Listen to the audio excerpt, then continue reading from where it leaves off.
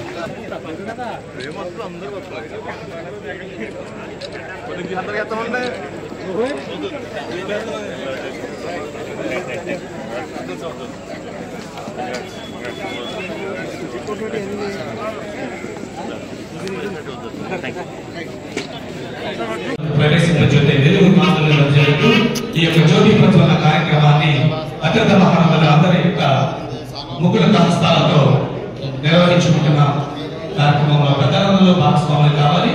వేద పండితులు, వేద మంత్రులు బయట ఉన్నటువంటి పంతులు గారికి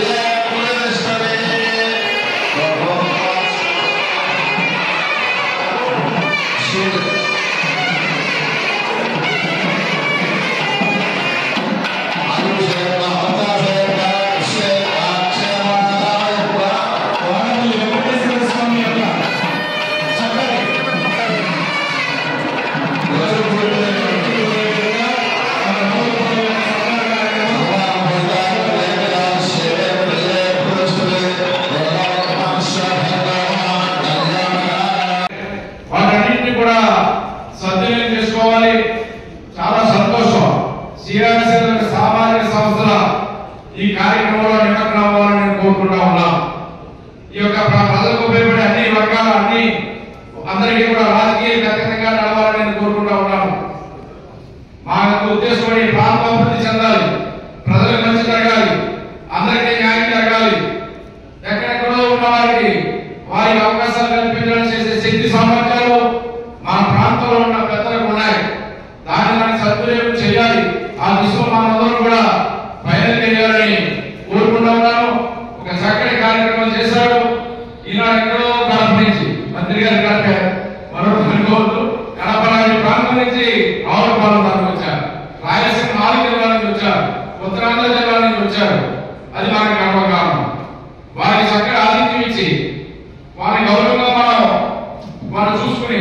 ఈ కార్యక్రమాలు వారు పాల్గొంచుకునేలాగా మనం ప్రోత్సహించాలని సందర్భంగా కోరుకుంటూ ఈనాడు ఈ ఆంధ్ర కబడ్డీ అసోసియేషన్ ఈ కార్యక్రమానికి సహకరించిన రావులపాలెం సిఆర్సి వారికి అధ్యక్షుడు వెంకటరెడ్డి గారు వారి కార్యవర్గం, అదేవిధంగా సిఆర్సి అధ్యక్షుడు మోహన్ రెడ్డి గారు వారి కార్యవర్గం, వేదిక మీద పెద్దలు, మంత్రివర్యులు కూడా చిన్నదా పెద్దదా కార్యక్రమాన్ని చూడకుండా క్రీడల పట్ల ఉన్న ఆసక్తికి నిదర్శనంగా ఒక మంత్రి గారు వచ్చి ఈ కార్యక్రమాన్ని ప్రారంభిస్తే ఈ కార్యక్రమానికి వడ్డీ తెచ్చినట్టు అవుతుంది, గౌరవించినట్టు అవుతుంది, క్రీడాకారుల పట్ల మన అభిమానం చూపినట్టు అవుతుందనే ఆలోచనతో వారు చాలా ఇనిషియేటివ్ ఉంది.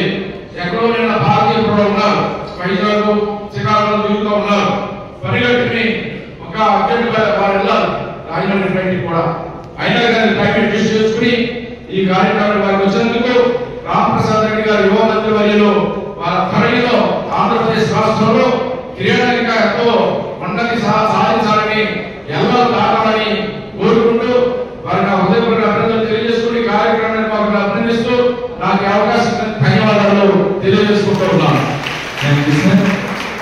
ఇప్పుడు శ్రీకాంత్ గారు చెప్పారు, ముఖ్యంగా గత 10-15 సంవత్సరాల్లో మెడిసిన్ అనుకోండి, అలాగే ఇంజనీరింగ్, అలాగే పీజీ సీట్లలో చాలా మంది ఫేక్ సర్టిఫికెట్ బాధపడి వాళ్ళకి రావాల్సిన ఉద్యోగ అవకాశాలు మిస్ అవుతా వస్తా ఉంటే 3 రోజుల ముందే ఒక క్రీడా యాప్ తీసుకుని వచ్చాను. ఆ యాప్ యొక్క ముఖ్య ఉద్దేశం ఒకటే, చీడపురుగు లాంటి అసోసియేషన్లు అలాగే సర్టిఫికేట్స్ ఏవైతే ఉన్నాయో అవన్నిటిని తూర్పారబడి తప్పకుండా నిజమైన క్రీడాకారులు ఎవరైతే ఉన్నారో వాళ్ళకి ప్రోత్సాహం ఇస్తాం, తప్పకుండా వాళ్ళ మంచి జరిగే చర్యలు తీసుకుంటాం.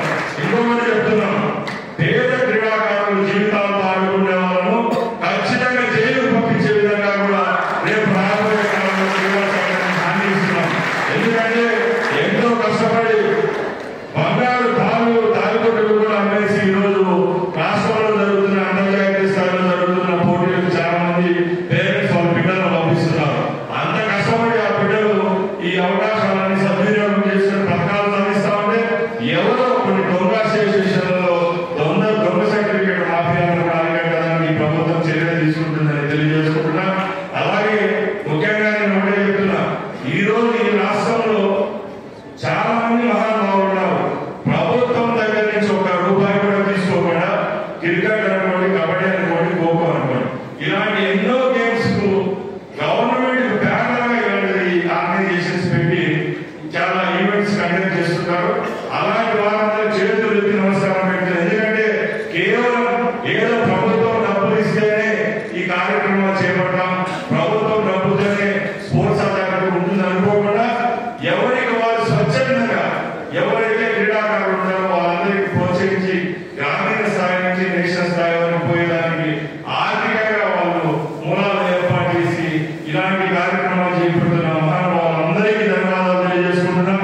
అలాగే రాబోయే కాలంలో కూడా ఇదే రావులపాలెంలో ఇంకా మహోన్నతమైన కార్యక్రమం వచ్చే 2-3 సంవత్సరాలు ఏర్పాటు చేస్తే కూడా నేను వచ్చి ఇక్కడ పార్టిసిపేట్ చేస్తానని ఈ సభాముఖంగా తెలియజేసుకుంటూ ఈ ఈవెంట్ నన్ను ఆహ్వానించిన పెద్దలు, స్థానిక శాసనసభ్యులు సత్యానంద గారు మరొకసారి ధన్యవాదాలు తెలియజేసుకుంటున్నాను. ఎందుకంటే అన్నగారు ఒకసారి ఫోన్ చేసి మన ప్రజలకి ఈవెంట్ పెడుతున్నామంటే తప్పకుండా వస్తానన్నా, ఎందుకంటే